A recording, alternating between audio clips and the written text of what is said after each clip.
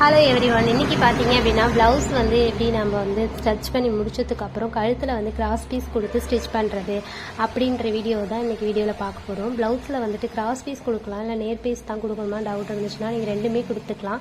But வந்து அதை நான்ச் பண்ணி கட் பண்ணி விடும்போது மட்டும் கரெக்டாக கட் பண்ணிங்கன்னா உங்களுக்கு அது திரும்பிக்கும். ஸோ வந்துட்டு நேர் பீஸ் தான் நான் வச்சுருக்கேன். நீங்கள் வந்து அந்த பட்டன் கொக்கி பார்லேருந்து மடித்து வச்சுட்டு அப்படியே கண்டினியூவாக வந்து ஸ்டிச் பண்ணிகிட்டே வாங்க.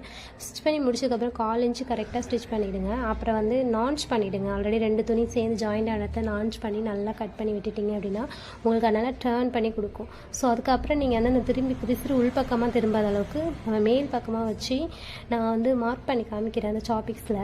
ஸோ அந்த அளவுக்கு வந்து நீங்கள் அதை ஃபோல்ட் பண்ணிவிட்டு அப்படியே வந்துட்டு நீங்கள் ஸ்டிச் பண்ணிவிடுங்க. ஓகேவா? 2த்தையும் சேர்த்து ஸ்டிச் பண்ணதுக்கு அப்புறம் அந்த பிசுறுலாம் உள்ளே போயிடும். இப்போ என்ன பண்ணுறீங்க அப்படின்னா அந்த எக்ஸஸாக இருக்கிற உள்பக்கம் இருக்கிற அந்த பிசுறு உள்ள பீஸை வந்து நீங்கள் கட் பண்ணி எடுத்துருங்க. கீழே உள்ள ப்ளவுஸ் பீட்டில் வந்து கட் ஆகாத அளவுக்கு பார்த்துக்குங்க. ஏன்னா சில டைம் நம்மளே எதுவுமே கத்திரிக்கோள் பட்டு கட் ஆகிடும்.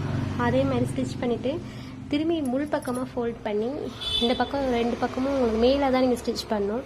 ஸோ வந்து அந்த மடித்ததோட ஃபோல்டு வந்து உங்களுக்கு தெரியும். சாப்பிக்ஸில் மார்க் பண்ணுற பார்த்தீங்களா, அதில் ஒரு தையல் போடுங்க. ஃபுல்லாக போட்டு ஃபஸ்ட்டு தையலும் முடிச்சிடுங்க. செகண்ட் தையலும் அதேமாதிரி போடணும்.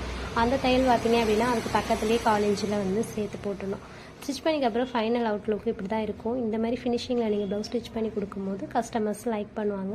ப்ளவுஸ் கழுத்துமே சீக்கிரம் வந்து தளர்ந்து போகாமல் இருக்கும். ஸோ அகெயின் அதே மறுபடியும் நான் உங்களுக்கு காட்டுறேன் வீடியோவில். இதேமாரி டபுளாக ஃபோல்ட் பண்ணிக்கிங்க. மேல் பக்கமாக வச்சு ஸ்டிச் பண்ணுற மாதிரி நீங்கள் மடக்கிக்கிங்க.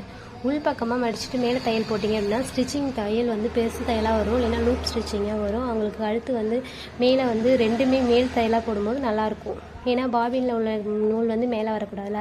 ஸோ அதனால தான் மேல் பக்கமாக ஸ்டிச் பண்ணுங்கன்றது. ஸோ எப்படி இருக்குன்னு சொல்லுங்கள். வீடியோ பிடிச்சா லைக் பண்ணிக்கிங்க. இன்னும் டவுட் இருந்தால் கமெண்ட் பண்ணுங்கள். நான் உங்களுக்கு மேலே டீட்டெயில்ஸ் எல்லாமே சொல்லி கொடுக்குறேன்.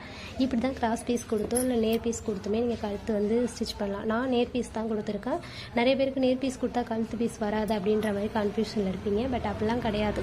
நம்ம வந்து ஸ்டிச் பண்ணும்போது அது நான்ச் பண்ணுறோம் பார்த்தீங்களா, அது நீங்கள் நல்லா பண்ணாலே உங்களுக்கு டர்ன் பண்ணி நல்லா கரெக்டாக வரும். ஸோ வீடியோ பிடிச்சா லைக் பண்ணிக்கிங்க, கமெண்ட் பண்ணுங்கள். ஓகே, பாய்.